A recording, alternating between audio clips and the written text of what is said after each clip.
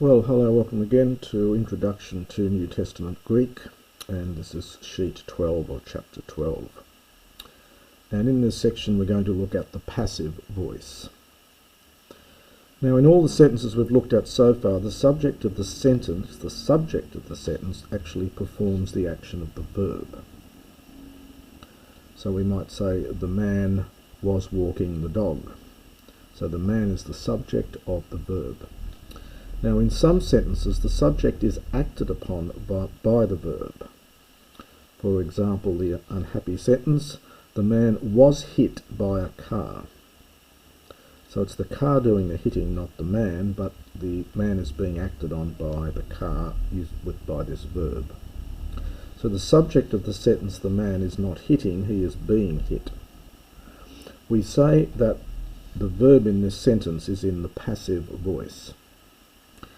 Interestingly, in Indo-European, the passive voice comes fairly late. In Sanskrit, does have a passive, but the middle appears to have come long before the passive, which is interesting. However, the passive voice is used fairly frequently in Greek, and so we have to learn this one. Now, the good news is that the endings for the passive voice, at least in the present and the imperfect, are exactly the same as the endings of the middle voice. Now, there's no great confusion really. Sometimes you have to worry about whether it's middle or passive, but it's the deponent middle verbs that you learn that are in the middle, and then normal verbs that end in omega, not omai. When you see them ending in the passive ending, in the middle ending, you know they're really passive.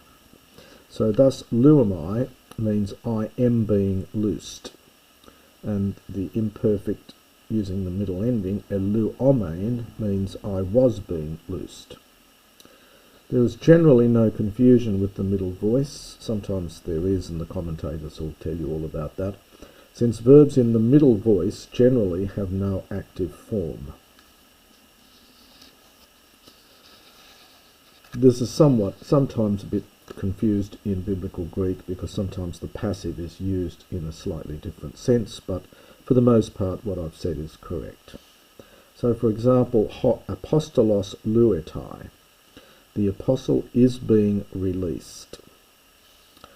Now, we often in English, we've got a passive, so for example we had before the man was hit by a car, so a verb in the passive will often be followed by a word meaning by, followed by the person or thing performing the action of the verb. This word is often referred to as the agent. So if the agent is an object such as a stone or a car, then the agent is placed in the dative case, generally speaking. These rules are meant to be broken, but as a general rule in classical Greek at least, if the agent is an object, then it's placed in the dative case. If the agent is a person, then we use hupo plus the genitive case. So here's an example of that. Apostolos luetai hupo tu angelu. The apostle is being released by the angel. Hupo tu angelu. Here is a example with the dative. Ho cosmos eterete te saphia tu theou. The world is being kept, and this will be passive from te reo, using the middle ending, so it's passive. The world was being kept by the wisdom of God. So that's another use of the dative, to use dative of the agent. Now, relative pronouns in the sentence, for example, the disciple whom Jesus loved is dying, then the word whom is called a relative pronoun. It's referring back to the disciple, which is called the antecedent, is the technical term for it, in the previous part of the sentence. Now, the antecedent disciple would be masculine, singular, but in its own clause here, it is the object of the verb loved. So, whom Jesus loved. So it's the object of the verb. So it is masculine singular, but it is the object of the verb love within its own sentence, or its own clause, I really should say there.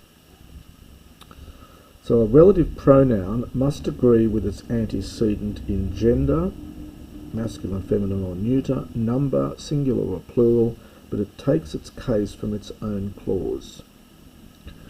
Sometimes this isn't true, but as a general rule, this is the general rule. And as I said, rules in language are meant to be broken. Sometimes it will be attracted into the case of its antecedent, but we won't worry ourselves with that at the moment. The forms of the relative pronoun, again, are very easy to learn because you already know almost all the endings. In all the cases except the nominative, we simply take the tor off the beginning of the definite article and replace it with an breathing, an H, breathing, plus an accent.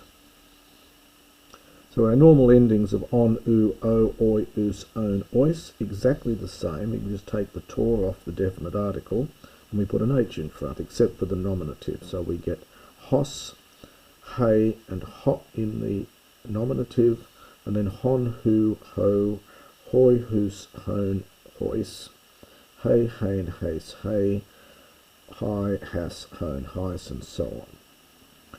So you've already learned all the endings. They're the same as we've had for the definite article. Take off the tor and put a breathing on, plus we get an accent. Here's some examples of this. Hoi apostoloi, hoi, kontai esten komein, kaloi esin. The apostles who, now you can tell the difference between this and the article by the accent. That's why the accent's very important. So the apostles who are coming into the village are beautiful or noble. Hai parthenai has dokei ta daimonia ou philusin ton Christon. The maidens whom the demons are pursuing, neuter plural singular verb, do not love the Messiah. So in this one here, this was the subject of its verb in its own clause. It had to be hoi because it's got to agree with apostoloi. Here it's has, it's got to agree feminine plural, but it's got to be accusative because it's the object of the verb. So whom the demons are pursuing do not love the Christ, the Messiah. At the early stages you can put some commas in here to assist yourself. So you could put a comma here and then a comma here. So the maidens, comma, whom the demons are pursuing, comma, do not love the Messiah. Now you can also get datives, to or for whom, and genitives of whom. Hoi prophetai, hois, poio tuto, douloi, ton hamation asin. The prophets for whom I am doing this. So again, you can put commas in here and a comma in here. The prophets for whom I am doing this are slaves of sins. So slaves of sin, you often get it in the plural.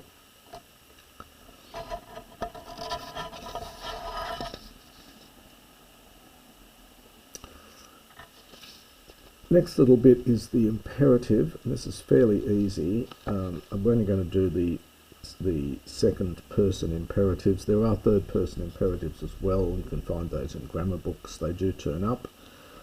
But we're just going to concentrate on the second person imperative. So when giving a command, we use the following forms called the imperative. So luo is our verb. Lue means loose. Use singular, loose. So it's giving an order. You, loose. If you were talking to a group of people, you'd say luete, you lot, loose. So you, plural, loose. And you get fil e, and that'll contract to fillet. So it's fil e. It's got a different accent to fillet, which is he is loving. This is fillet. It's fil e contracted. And that means you singular love. We're talking to a group of people, it's philete, it's philete, and that's you plural love. So we get usual contractions. To negate an imperative, we use the word may. So may is used for imperatives. So if you said do not loose, you'd say may lue. We've seen may before used with participles. Hoi apostoloi legusin, me lele kata tu Christu. The apostles say, do not speak against, this is that use of kata plus genitive, against the Messiah. Well, here's some more vocabulary. Enduo, I put on. Think of the English word endue. Enduo, I put on. This is a compound, it's en plus duo. Anoigo, I open. This is a funny verb. It is actually ana plus oigo, but it's treated as though it were not a compound. That happened fairly early on in Greek. You'll see in Xenophon this verb gets badly treated. It's a fascinating verb. Get all weird and wonderful forms of this in the Septuagint and the New Testament, and even as early as Xenophon. So anoigo, it is a compound, but don't treat it like that. It means I open. Dioko, I pursue, can also mean persecute. It means to chase after someone. Clio, I weep. Patho, I persuade.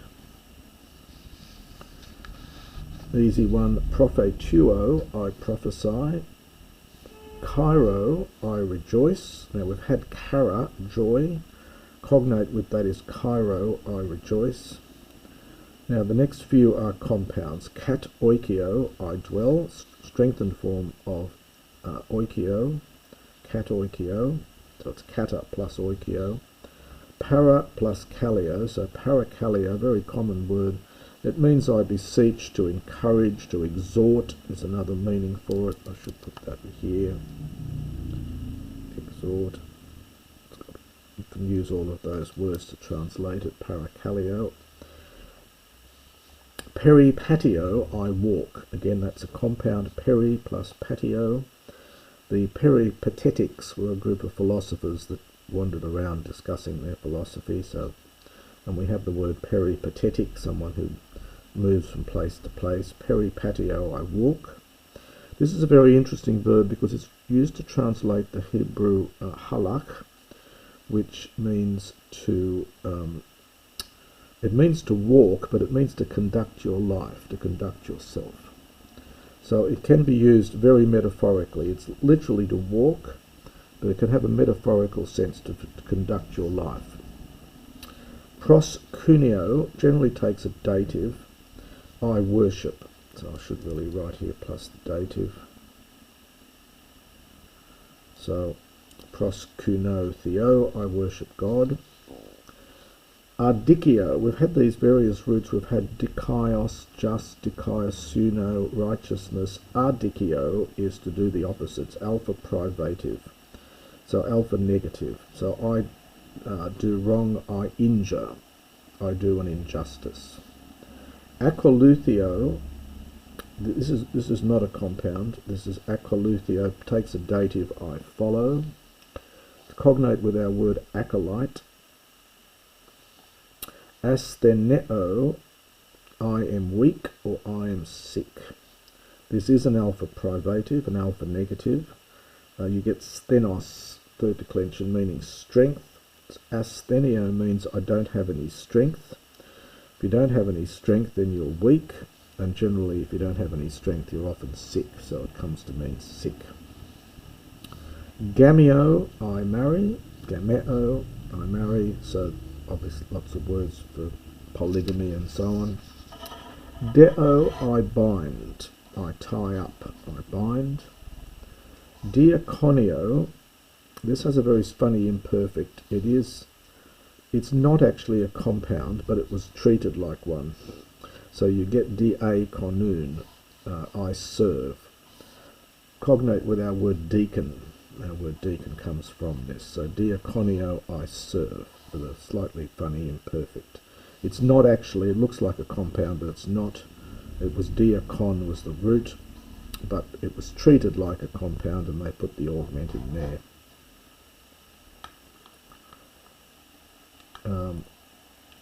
Dokio, I seem. Now this is a very interesting word, and you get this impersonal use. Dokei, it seems good. It's what we call an impersonal verb. It's got no subject, it's just it. So dokei, it seems good. Dokio, I seem or I appear. It's got other meanings in classical Greek, but roughly in Koine Greek it's just I seem, or in this common usage it seems good. And you put it in the past tense, it seemed good. It was a good idea. Eleio, I have mercy. In the liturgy, Kyrie eleison is formed from this one. Elia, Lord have mercy. So eleio, I have mercy. Eucharistio, I give thanks. Obviously that word Eucharist. Kratio plus the genitive, I take hold of. It can also mean I rule. So I should put that there because it is a meaning in the New Testament. I rule. Kratos is a word for power. So kratos, I have power over. So it can mean I take hold of plus a genitive, or I rule. I have power over. And here are some sentences again you can have a go at translating them later yourself and then double check from the video. Epempes there, hupaton didaskalon proston hieron. This is from pempo. There's our passive ending. So you were being sent by the teachers to the temple. So you were being sent by the teachers to the temple. Hutoi hoi logoi, launtai hupaton apostolon. These words, so it's these the words, so these words are being spoken, passive from lalio, are being spoken by the apostles. Epathu tois logois ton propheton. Now this is the second person from patho, I persuade. This is the passive. So you were being persuaded, and now we get the dative of the agent, by the words of the prophets. You were being persuaded by the words of the prophets. He arche tes sophias estin, he dokei homoia to neo oino. The beginning of wisdom is, now relative pronoun, that which seems like, plus the dative, to new wine. That's a difficult one. So the beginning of wisdom is that which seems like to new wine.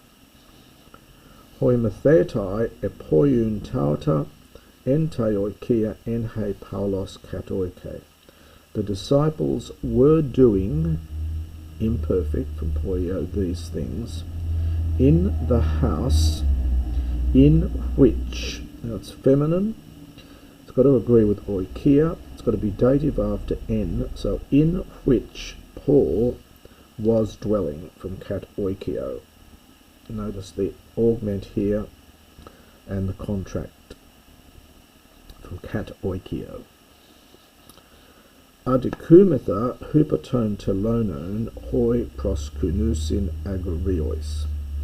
We, passive again from adikio, we were being wronged by the tax collectors, from telones, relative pronoun who worship, and it takes a dative, money, agoriois, literally silver, but used in the plural means money. So we were being wronged by the tax collectors who worship money. Didaskomein hupot tu didaskalu ente eremo. I was being taught, from didasko, this is passive again, I was being taught by the teacher in the desert. Epathometha logois ton anthropon tuton, hus eblepete paratois dendrois. We were being persuaded patho, by the words of these men whom you were looking at beside the trees. I'm not sure we've had para before, but para plus the dative means beside. So beside the trees from dendron. Chiromen entois hagios hon mathetai esmen. We rejoice in the holy ones, in the saints. Now we get this hon, which is a genitive plural relative pronoun. So whose disciples we are. So we are disciples of them, so hence got to go into the genitive. So we rejoice in the saints, whose disciples we are. That's W-H-O-S-E. Ente hemera ekene en he Paulos hupagen, hoiadelphoi eklion. In that day, in he, in which, relative pronoun, in which Paul was departing from hup ago, it's the imperfect, the brothers eklion were weeping. If you take it the other way around, the brothers were weeping in that day, or on that day, in which Paul was departing. O hamatole me akuluthe tois ergois tu diabolu. This is a vocative again, we've come across this before. O sinner. Now me will be with an imperative. So there's the verb akolutheo, it's akoluthe, contracted. Do not follow, places dative, the works of the devil. So, O sinner, do not follow the works of the devil. Hoti e lee ton ochlon ho Jesus par ekale autus diakonen tus ptokus. Jesus, so now hoti we've had occasionally before, it means because. So because Jesus was pitying, this is from eleo, imperfect. So because Jesus was pitying the crowd, he encouraged them, diakonein, infinitive, to serve the poor. So because Jesus was having pity on the crowd, jigsaw puzzle here, he was exhorting them or encouraging them to serve the poor, the ptokus. Edidaskomein hup autu ekton biblion ton propheton, kai edidaskomen tus hoi philusin ton Christon. I was being taught, passive from didasko, by him. Notice the hup op, the op drops out before the two vowels, so I was being taught by him from the books of the prophets, and we were teaching, so this is the active now to compare the two, we were teaching those, now there's nothing to go with this, so you just say the men or the people, we were teaching those who philusin love the Messiah.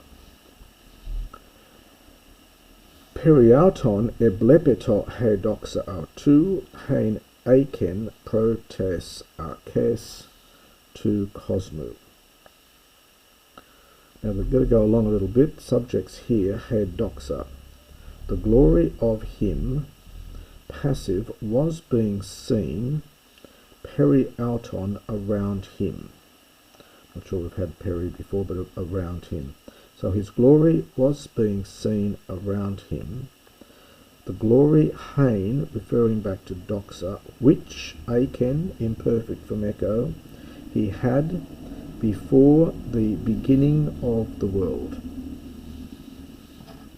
Now we have a pile of the next few straight out of the New Testament, which is good at this stage. We can read with some help perhaps, but we can read certain verses now out of the New Testament. Matthew 1:21, autos garsose ton la on autu apot ton hamation auton. For, now autos by itself is emphatic. So for he, we could say he himself, it's emphatic. Now so say we haven't done the future of sozo. Some verbs modify a bit. This is from sozo, I save. The sigma tells me it's future, and the zeta has disappeared in the future.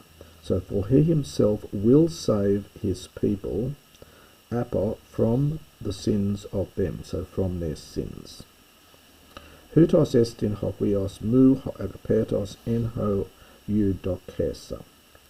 This is my son, the son of me, the beloved, en ho, in whom.